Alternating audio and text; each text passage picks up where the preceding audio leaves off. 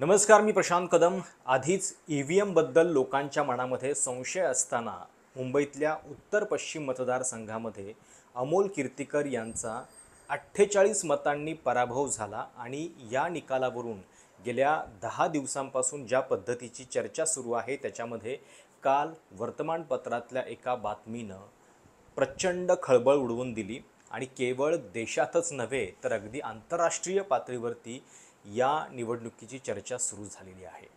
EVMच्या शिवाय आता encore operator, OTP, ETPBS या सगळ्या नवीन टर्म जे आहेत ते याच्यामध्ये येत आहेत आणि त्यामुळं हे सगळे प्रश्न जे आहेत ते लोकांच्या मनामध्ये गोंधळ उडवून देणारे आहेत. निवडणूक आयोगाचं आपलं एक स्वतःचं स्पष्टीकरण देखील आहे या सगळ्या प्रकरणावरती, पण तरी देखील ही सगळी प्रक्रिया ज्या पद्धतीनं झालेली आहे त्याच्यामुळं काही प्रश्न अजूनही अनुत्तरित आहेत आणि त्यामुळंच हा सगळा प्रकार जो आहे तो पुन्हा एकदा संशयास्पद बनलेला आहे. काय नेमकं घडलेलं आहे? एकतर थोडीशी पार्श्वभूमी ही लक्षात घ्या की मुंबईतल्या उत्तर पश्चिम मतदारसंघामध्ये अमोल कीर्तीकर यांचा 48 मतांनी पराभव झाला. 26 फेऱ्या होत्या एकूण मतमोजणीच्या. 25 फेऱ्या ज्या आहेत त्या EVMच्या होत्या आणि तोपर्यंत जेव्हा 25व्या फेरीचं मतमोजणी पूर्ण झाली तेव्हा अमोल कीर्तीकर हे एका मताने पुढे होते. पण नंतर 26व्या फेरीमध्ये ज्याच्यामध्ये नंतर पोस्टल बॅलेटसुद्धा मोजलं गेलं, त्या पोस्टल बॅलेटच्या आधारे रवींद्र वायकर हे 48 मतांनी पुढे गेले. पण त्याच्यातली एक आकडेवारी थोडीशी इंटरेस्टिंग आहे, ती लक्षात घ्या. एकूण 3049 पोस्टल बॅलेट्स होते. त्यापैकी 110 पोस्टल बॅलेट हे अवैध ठरले. म्हणजे जितक्या मतांनी कीर्तीकरांचा पराभव झाला त्याच्यापेक्षा जास्त पोस्टल बॅलेट्स ही अवैध ठरली. 110 अवैध ठरली आणि 48 मतांनी वायकरांचा विजय झाला. त्यामुळं या संपूर्ण प्रक्रियेच्या बद्दल खूप प्रश्नचिन्ह निर्माण केलं जात होतं. रिकाउंटिंगची मागणी पण केली गेलेली होती कीर्तीकरांच्याकडून, पण ती निकाल जाहीर झाल्यानंतर केली जवळपास 7-8 मिनिटांनी आणि त्यामुळे ते आम्ही नियमानुसार करू शकत नाही, हे सुद्धा निवडणूक आयोगाचं स्पष्टीकरण आहे. आता ही झाली बॅकग्राऊंड. याच्यामध्ये 4 जूनला हे सगळं घडलं आणि काल जवळपास 10-15 दिवसानंतर एक बातमी आली मिड डे वर्तमानपत्रामध्ये आणि त्या बातमीचं टायटल होतं Waikar skin had phone that unlocks EVM. म्हणजे वायकरांच्या नातेवाईकाकडं एक फोन होता ज्याच्यामुळं EVM अनलॉक होऊ शकतात.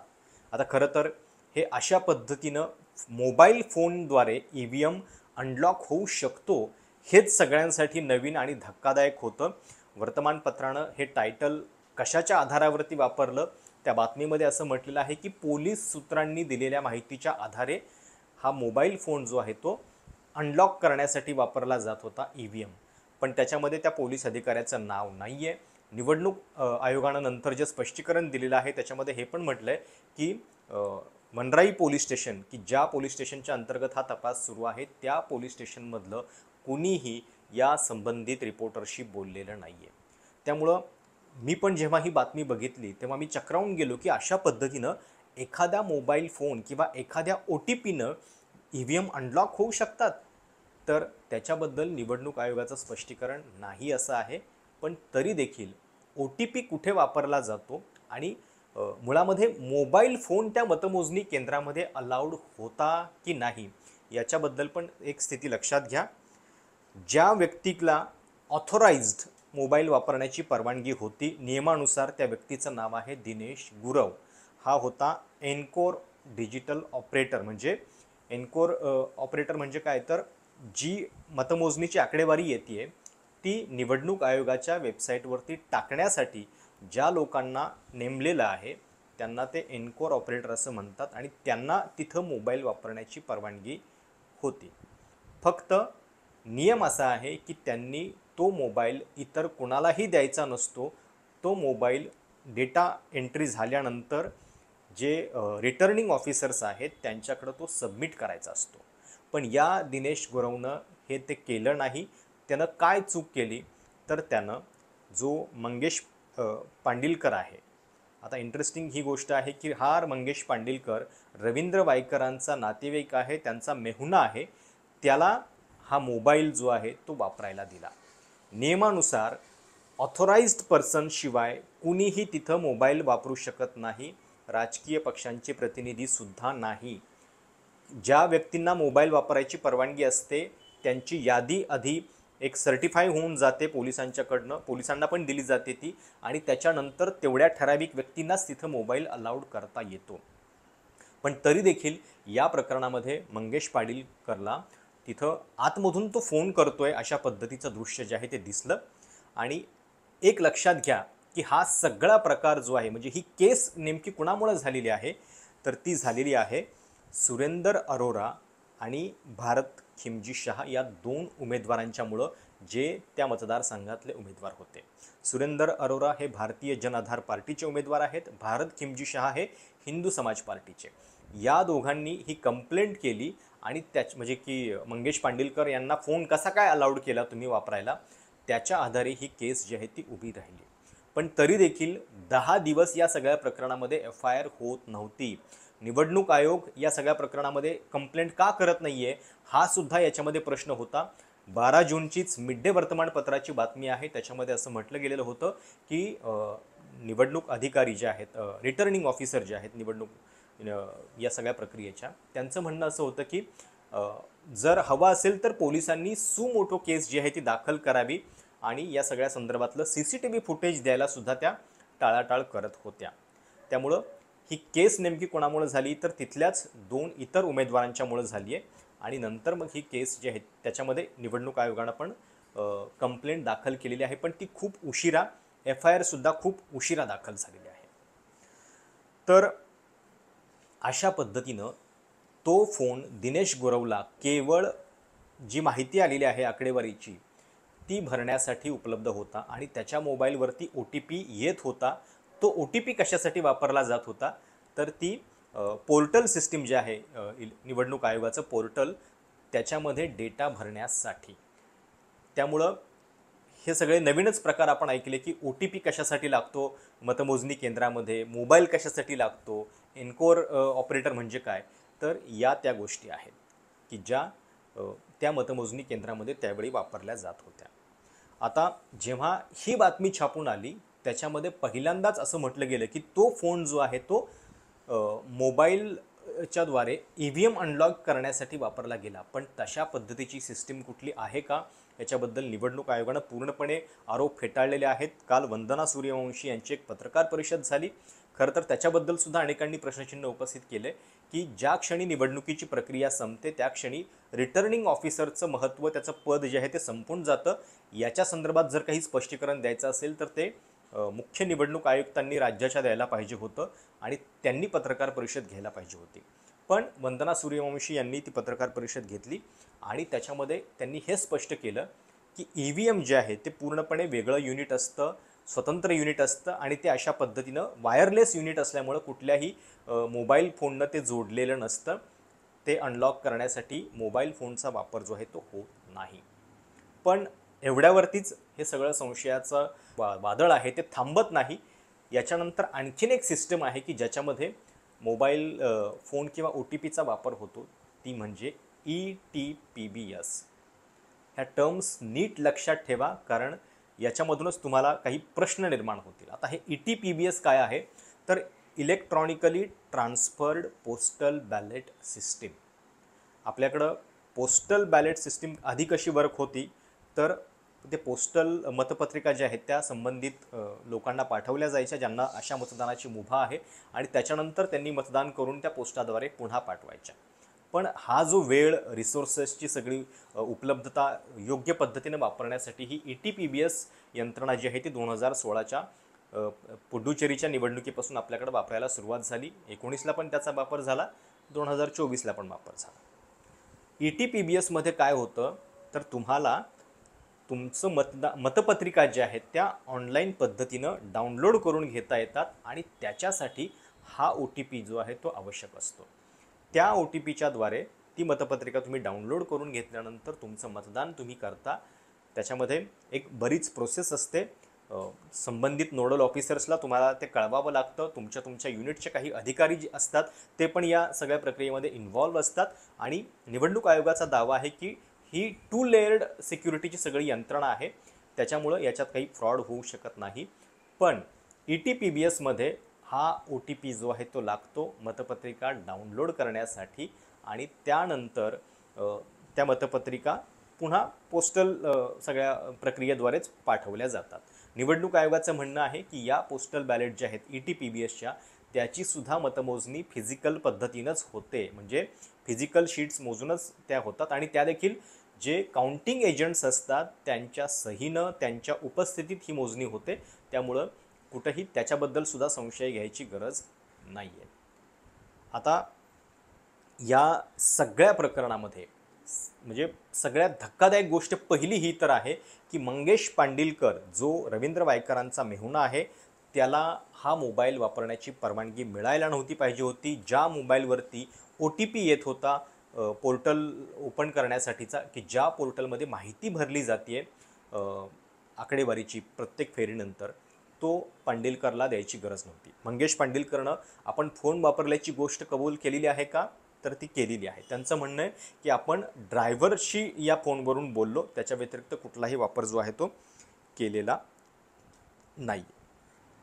आता ही जी बातमी काल आलेली आहे त्याचं हेडिंग खूप धक्कादायक होतं.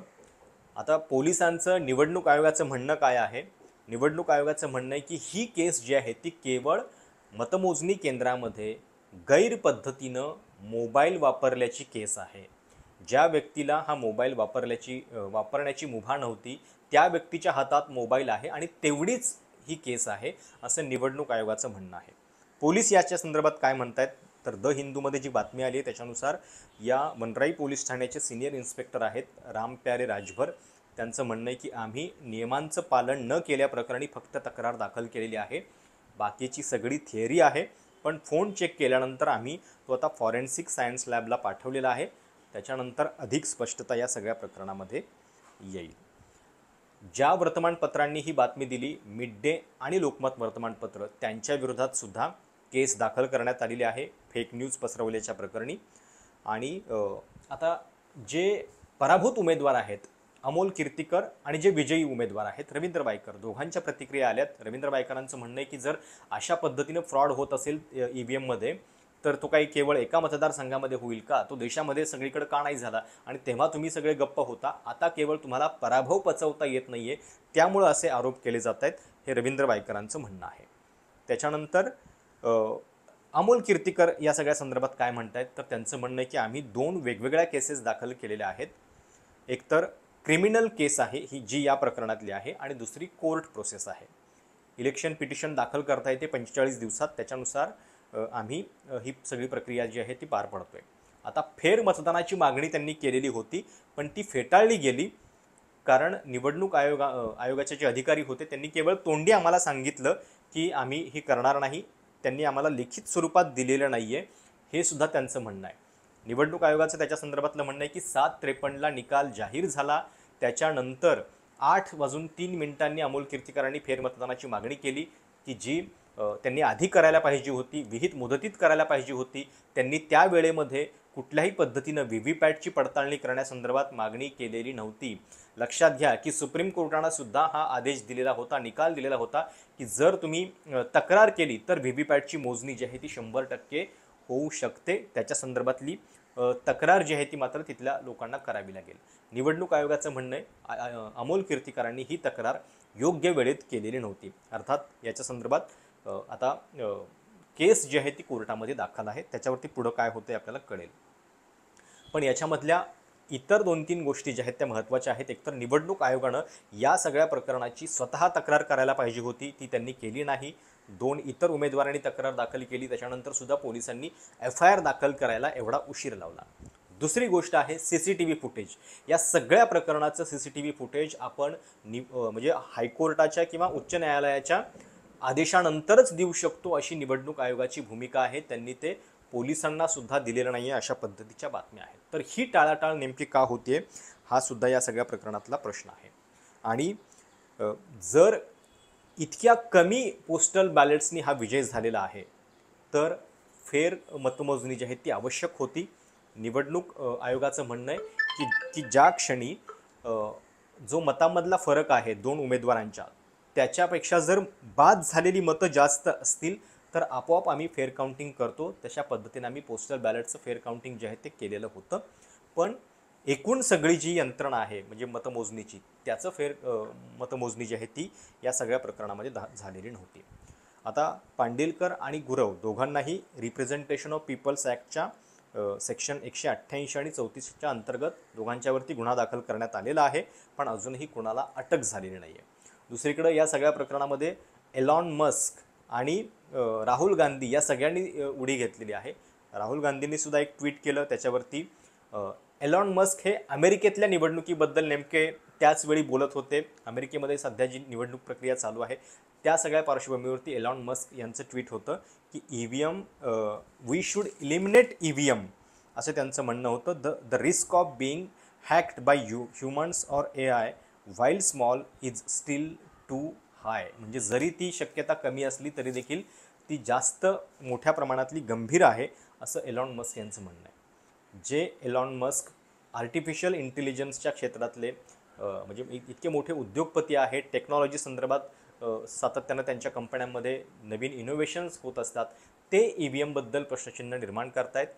राहुल गांधींनी सुद्धा याच एलॉन मस्क यांच्या ट्विटचा आधार घेत परत एक ट्विट केलं. अर्थात त्याला जे IT मंत्री आहेत देशाचे राजीव चंद्रशेखर, त्यांनीसुद्धा उत्तर देण्याचा प्रयत्न केला आणि भारतामध्ये हे अशा पद्धतीनं होऊ शकणार नाही, हवं तर तुम्हाला आम्ही ट्रायल देतो, हे सुद्धा उत्तर राजीव चंद्रशेखर यांनी एलॉन मस्क यांच्या ट्विटला दिलेलं आहे. पण या सगळ्या प्रकरणामध्ये जी निवडणूक 48 मतांनी फक्त फिरली आणि ज्याच्यामध्ये पोस्टल बॅलेटच्या मतांच्या आधारे हा सगळा रिझल्ट जो आहे तो फिरला, ती सगळी प्रक्रिया आता निवडणूक आयोगाच्या या सगळ्या कारभारामुळं संशयाच्या घेऱ्यामध्ये आहे. निवडणूक आयोगाला या सगळ्या प्रक्रियेबद्दल लोकांच्या मनातल्या शंका दूर करण्यासाठी पारदर्शकपणे प्रश्नांना उत्तरं द्यावी लागतील. केवळ हात झटकून चालणार नाही, तर आणि तरच या निवडणूक व्यवस्थेवरचा लोकांचा विश्वास जो आहे तो कायम राहील. वर्तमानपत्रांनी ज्या बातम्या दिल्यात त्याच्यामध्ये सुद्धा केवळ पोलीस सूत्रांच्या आधारे EVM मोबाईलद्वारे हॅक होऊ शकतं ही बातमी देणं जे आहे ते बेजबाबदारपणाचं आहे. खरोखर EVMच्या या संपूर्ण प्रक्रियेमध्ये मोबाईल OTP अनलॉकिंगचा काही विषय आहे का याची खातरजमा करूनच ही बातमी द्यायला पाहिजे होती. दुसरीकडे एक लक्षात घ्या की OTPचा आणि मोबाईलचा संबंध ज्या ठिकाणी आहे त्या गोष्टीच फक्त याच्यामध्ये नीट तपासल्या गेल्या पाहिजेत आणि त्याच्याबद्दलची सुद्धा प्रक्रिया म्हणजे मोबाईल कशासाठी लागतोय, OTP कशासाठी लागतोय, तर तो ATPBS म्हणजे पोस्टल बॅलेटच्यासाठी. त्या संपूर्ण प्रक्रियेमध्ये या OTPच्या यंत्रणेद्वारे नेमकं काय झालेलं आहे हे समोर यायला पाहिजे. फक्त EVMच्या बद्दल एक हे पण आठवून बघा की EVM हॅक करण्यासाठी निवडणूक आयोगानं एक प्रेझेंटेशनसुद्धा ठेवलेलं होतं. ज्याच्यामध्ये वेगवेगळ्या राजकीय पक्षांना चॅलेंज दिलेलं होतं की तुम्ही हॅकर्सला घेऊन या आणि इथं EVMबद्दलचे आम्हाला जे काही तुमच्या मनातल्या शंका असतील ते आम्ही सगळ्यांना उत्तरं देऊ, तुम्ही आम्हाला EVM हॅक करून दाखवा. त्यामुळं या सगळ्या पार्श्वभूमीवरती रवींद्र वायकर आणि अमोल कीर्तीकर यांची ही निवडणूक जी आहे ती पूर्णपणे पुन्हा चर्चेमध्ये आहे. आता विरोधकांच्याकडून ही मागणी केली जाते की वायकरांचा हा विजय जो आहे तो स्थगित करावा, त्यांचा निकाल स्थगित करावा, कोर्टाचा आदेश यावा, कोर्टाच्यामध्ये ही प्रक्रिया तातडीनं पार पडावी आणि नंतर पारदर्शक पद्धतीनं सगळ्या प्रश्नांची उत्तरं मिळाल्यानंतरच हा रिझल्ट जो आहे तो डिक्लेअर व्हावा. तुम्हाला या सगळ्याबद्दल काय वाटतंय? आणि आत्ता मी जी तुम्हाला हे सगळं गोष्ट सांगतोय त्याच्यातून तुमच्या शंका दूर झालेल्या आहेत की नाहीत, की तुम्हाला अजून या सगळ्या प्रक्रियेबद्दल काही प्रश्न आहेत, असू शकतात, प्रश्न आपल्याला पडत राहिले पाहिजेत. ते जर प्रश्न असतील तर त्या कमेंट्समध्ये नक्की कळवा. विषय नीट समजलेला आहे की नाही हे पण नक्की कळवा. सोप्या शब्दात तुम्हाला सांगायचा प्रयत्न केला आहे. आणि चॅनल सबस्क्राईब करायला विसरू नका. लवकरात लवकर आपल्याला 2 लाखाचा टप्पा पण गाठायचा आहे, त्याच्यासाठी तुमच्या मदतीची आवश्यकता आहे.